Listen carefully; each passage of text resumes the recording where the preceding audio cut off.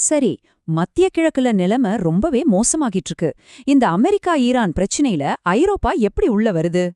முதல்ல ஐரோப்பிய நாடுகள் இந்த சண்டையிலிருந்து விலகி இருக்கவே முயற்சி பண்ணாங்க. ஆனா அவங்க செஞ்ச சமாதான முயற்சிகள் எதுவுமே பழிக்கல. அதனால இப்போ வேற வழியில்ல. இப்போ சில நாடுகள் பாதுகாப்புக்காக வர்றோம்னு சொல்ல ஈரான் ஒரு நேரடி எச்சரிக்கை விடுத்திருக்கு.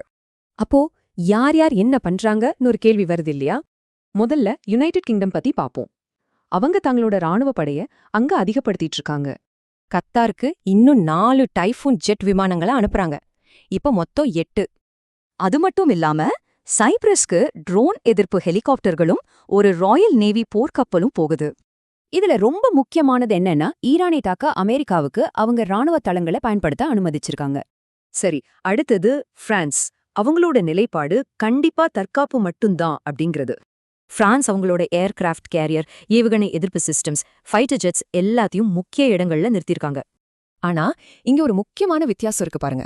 அமெரிக்காவுக்கு இவங்க தளம் கொடுக்கறது போர் செய்ய இல்ல. இந்த லிஸ்ட் இதோட முடியல. இன்னும் சில ஐரோப்பிய நாடுகளும் இந்த பாதுகாப்பு நடவடிக்கையில சேர்றாங்க. கிரீஸ் போர் விமானங்களையும் கப்பல்களையும் அனுப்புது. இத்தாலி வான் பாதுகாப்பு சிஸ்டம்ஸ கொடுக்க போறாங்க. ஆனா இது ஐரோப்பாவோட ஒருமித்த முடிவுன்னு சொல்லிட முடியாது. ஏன்னா இந்த கூட்டணியில ஒரு பெரிய பிளவு இருக்கு. ஸ்பெயின் இதுக்கு முழுசா எதிர்ப்பு தெரிவிக்குது.